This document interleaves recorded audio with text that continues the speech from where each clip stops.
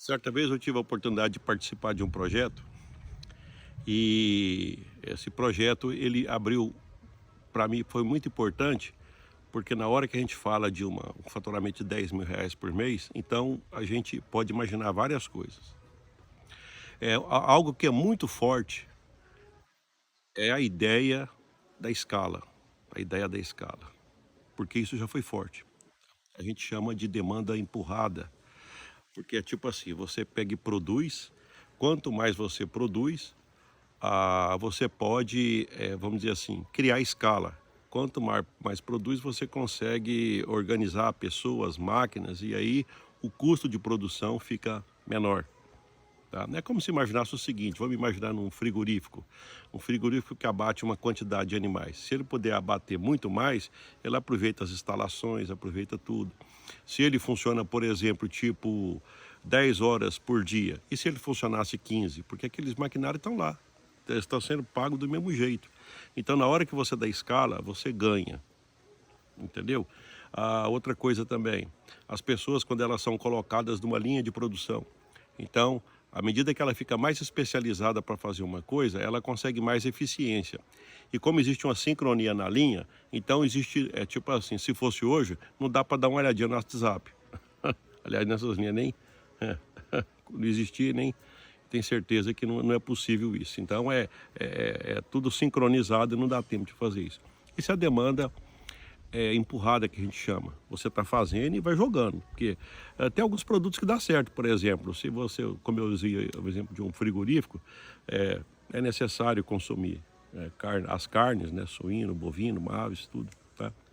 Então você está numa linha de desmontagem de animais. Para isso funciona. Também da mesma forma que carro é o contrário, além de montagem, né? Até eu comparo, acho interessante isso. Um animal, entra um animal de um lado e sai os pedaços do outro. Um carro entra os pedaços de um lado e sai o carro pronto do outro. Então, linhas de desmontagem e montagem, elas ganham com a escala. Só que tem um detalhe que aconteceu recentemente, que aconteceu com a evolução da nossa sociedade, é que as pessoas, elas passaram a ter a oportunidade e por conta disso exigir algumas coisas personalizadas. Por exemplo, você gostaria de chegar numa festa e perceber que tem alguém exatamente com a calça que você está usando e com a mesma camisa. Para homem isso já não é, tipo assim, você já não gostaria. Para mulher então nem se fala. Imagina só a mulher chegar numa festa e ela vê exatamente o vestido igualzinho dela numa outra pessoa. Tá?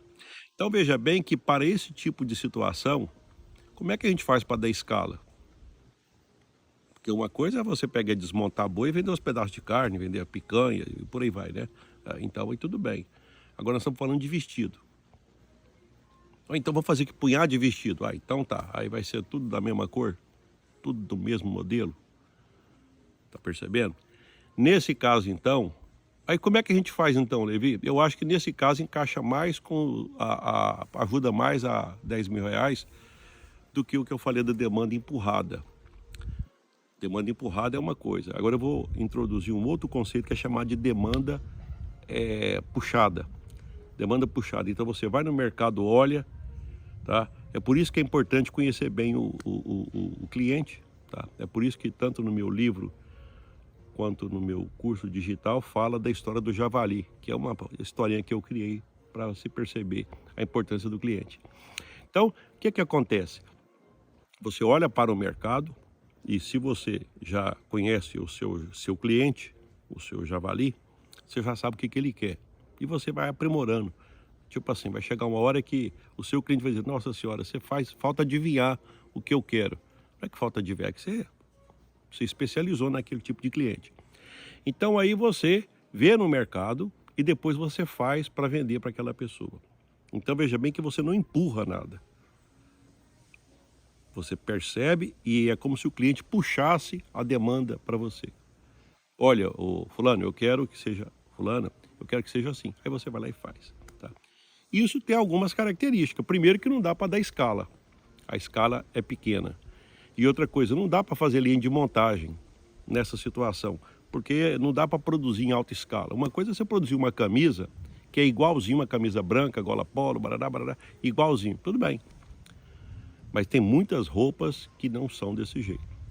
Tá? Então, se você está no mercado onde você pode atender o cliente de maneira personalizada, então fica mais difícil você ter concorrente. Por outro lado, fica mais fácil você mostrar o seu valor. Porque 10 mil reais por mês não é muita coisa. Dependendo daquilo que você aprender a fazer, tá? Seguindo essa sequência, pensando na demanda puxada. Não é pegar, por exemplo, demanda empurrada. Não, eu vou pegar e vender cerveja, por exemplo. E aí pronto, é só pegar e congelar. Todo mundo vende. Como todo mundo vende, a margem é baixa. E como você está lá na ponta, então aí fica difícil, né? Vai ter muito faturamento e pouca renda. Agora, quando você faz uma coisa que é mais específica, a pessoa que compra, ela vê mais valor e ela está disposta a pagar mais por isso. Inclusive te indicar pelo fato de você ser uma pessoa que faz algo diferente dos outros. Porque você passa a não ser... Não tem como comparar diretamente assim, é mais difícil. Então você passa a ter um aspecto de único. Nossa, aquilo que você faz, não é que você é melhor do que ninguém. Eu não gosto nem dessa expressão. É que você é diferente. Aquilo que você faz, os outros não fazem. Tá? Alguém pode até dizer, não, é que ele é melhor. Então você pode dizer, não, é que ele faz diferente.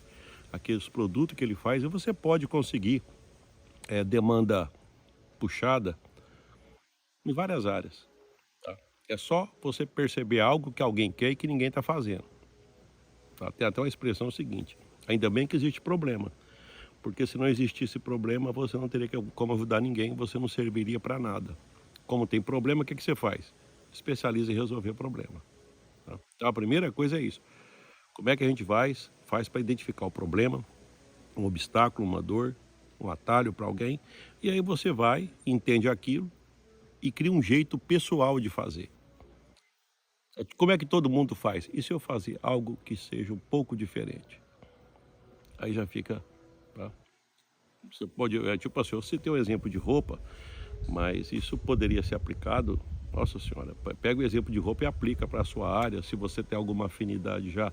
Se não tem, tem que criar, tá? E não vai ser eu que vou passar essa dica, é você que vai procurar, mas lá onde você, vamos dizer assim, criar afinidade, você vai achar um jeito de estruturar e de criar uma oportunidade de negócio.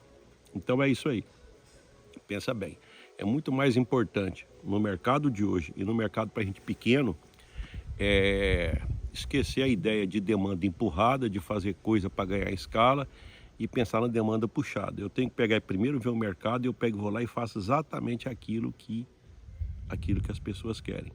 Por conta disso, eu lembro uma vez, eu fiquei sabendo dessa historinha, tem uma pessoa que ela queria reformar a loja dela, porque a loja dela foi um açougue no passado. Tá? E o açougue era todo aquele azulejo branco, tudo. E ela vendia roupa feminina, roupa íntima, né? Peça. Então, e aí ela imaginou o seguinte, de pegar e fazer uma loja, né, um pouco mais feminina, que é negócio branco, e ela procurou financiamento. Ela procurou financiamento que ela queria mudar. Então, na oportunidade, o gerente, percebendo a indecisão dela em alguns aspectos, ele perguntou se ela não achava interessante procurar um consultor. Tá? E aí ela procurou, e o consultor, até para fortalecer o financiamento, né? Ela procurou o consultor, e o consultor, ele disse para ela o seguinte, olha, eu acho que você deveria primeiro fazer uma pesquisa de mercado. E não é coisa chique, não é nada não, é tipo assim, ela pegou e fez um sorteio de alguma coisa lá que ela tinha lá, e é o seguinte, olha, ela fez tipo poucas perguntas, olha, o que você gostaria que tivesse a mais aqui na loja? O que você gostaria que fosse diferente, tá? E ela perguntou tipo assim, o que você gostaria que tivesse a mais, o que você gostaria que não tivesse, e o que você mudasse na loja, coisas desse tipo, tá bom.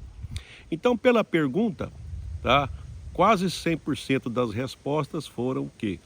Gostaria de ter mais variedade, porque as peças íntimas que elas vendiam, basicamente era o mesmo modelo e a mesma cor. E praticamente ninguém lembrou do açougue, do formato. Tá? No princípio até faz sentido. As pessoas vão lá não é para comprar a aparência da onde está vendendo. Elas compram lá coisa que elas vão querer usar, e então elas pensam é nelas quando elas vão comprar, não é na loja. Tá? Diante disso, sabe o que ela fez? Ela pegou financiamento, ao invés de mudar a loja, ela pegou e passou a investir em roupa. Imagina só se ela tivesse trocado a loja, mudado. Como é que ela ia fazer para pagar isso? É um exemplo típico de demanda puxada. Então você olha o mercado, aí você faz as coisas. Dica do dia. Me acompanhe para mais dica.